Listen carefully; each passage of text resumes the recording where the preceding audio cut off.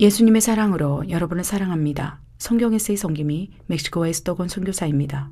오늘은 바벨탑의 저주로 인해 언어가 흩어진 사건과 마지막 때 추수를 위해 하나님께서는 지금 무엇을 어떻게 준비하고 계시는지에 대해 함께 나눠보려고 합니다. 몇 년 전 어떤 집사님이 제게 물었습니다. 선교사님, 왜 멕시코를 섬기는 선교사가 되셨나요? 저는 그분께 이렇게 대답했습니다. 하나님께서 앞으로 중남미 땅에 엄청난 부흥이 일어난다고 말씀하시기 때문입니다. 성령의 불로 추수를 시작하신다고 말씀하셨기 때문이지요. 오래전 선교사로 부르셨을 때 주셨던 성령님의 세미한 음성이 지금도 심장에서 요동치는 듯합니다. 중남미 땅에 강력한 추수가 시작되리라. 너희가 상상하지 못하는 대부흥이 일어나리라. 초대교회의 역사들이 중남미 대륙에서부터 불같이 시작되리라. 성령님께서는 이러한 감동과 함께 창세기 11장 말씀도 주셨습니다. 창세기 11장에 그 유명한 바벨탑 사건이 등장합니다. 그때 당시에는 모든 사람들이 한 가지 언어를 사용하고 있었습니다.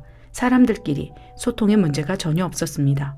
그런데 문제가 발생되기 시작했습니다. 성읍과 탑을 건설하여 그 탑 꼭대기를 하늘에 닿게 하여 우리 이름을 내고 온 지면에 흩어짐을 면하자. 그래서 우리 이름을 널리 알리자. 하나님께서는 자녀들이 하는 말을 듣고 가슴이 무너져 내렸습니다. 이들에게 한 가지 언어를 허락한 것은 하나님을 사랑하고 이웃을 사랑하기 위함일진데 오히려 한 가지 언어로 하나님을 대적하는구나.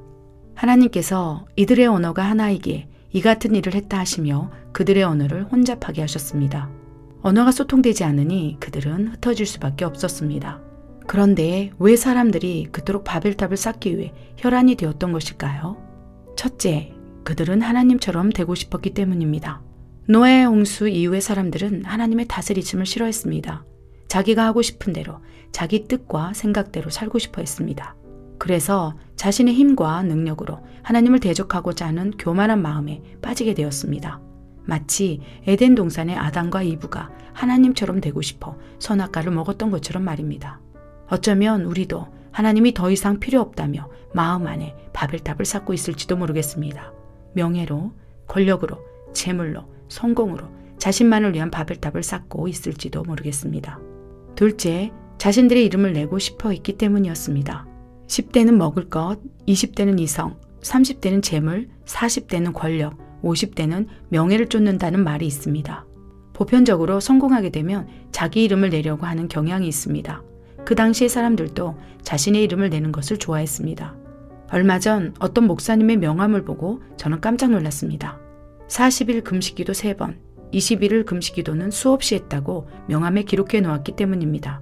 하나님께서는 유명한 사람보다 진실한 사람이 되는 것을 더 기뻐하십니다.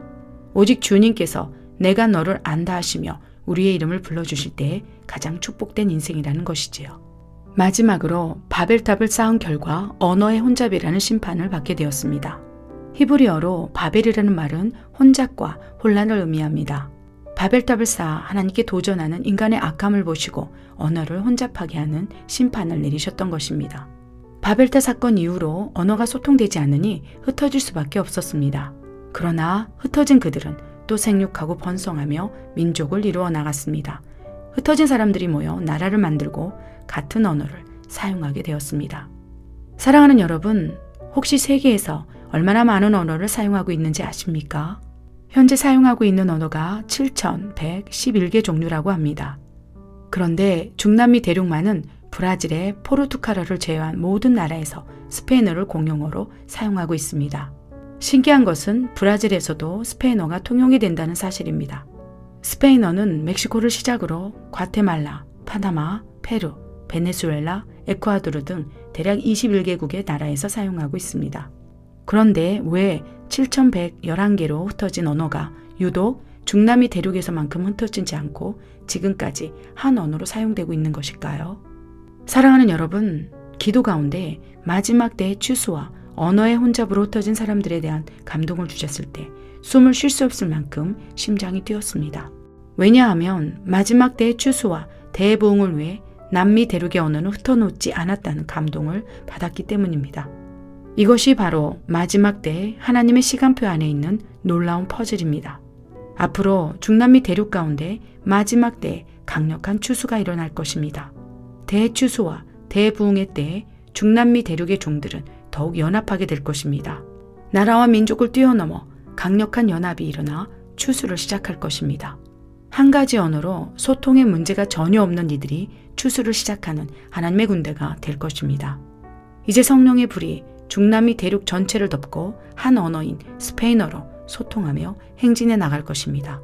이미 예수님께서 중남미 대륙에 사람 낚는 그물을 내리셨습니다. 뜨거운 중남미 땅에 사는 그리스도인들은 열정적으로 예수님을 외치고 있습니다. 뜨거운 찬양의 열기가 성령의 불이 되어 중남미 땅을 덮어 나가고 있습니다. 하나님께서 중남미 땅의 추수를 위해 일꾼들을 찾으시며 연합을 주도하고 계십니다. 중남미 대륙의 종들이 하나님의 능력을 드러내어 추수를 시작할 것입니다. 하나님의 일을 우리는 반드시 목도하게 될 것입니다. 부족한 종은 오늘도 하나님의 추수의 때를 기다리며 무릎을 꿇습니다. 선교사님, 왜 멕시코를 섬기는 선교사가 되셨어요? 누군가 또다시 제게 묻는다면 이렇게 대답하고 싶습니다. 하나님의 추수의 때에 작은 퍼즐로 사용받기 위해서입니다. 지금 중남미 대륙은 추수할 일꾼을 보내달라고 애타게 부르짖고 있습니다. 가톨릭의 영향력에 휩싸인 중남미 대륙에 예수 그리스도의 깃발을 꽂을 일꾼들이 필요합니다. 오늘 하루만이라도 중남미 대륙에 추수할 일꾼들을 세워달라고 중보해 주시겠습니까? 오늘도 이렇게 기도했으면 좋겠습니다. 하나님 아버지시여, 하나님의 시선으로 열방을 보게 하소서. 무엇을 어떻게 왜 기도해야 하는지 알게 하소서. 마지막 때에 하나님의 퍼즐이 되어 주가 오실 길을 예비하게 하소서.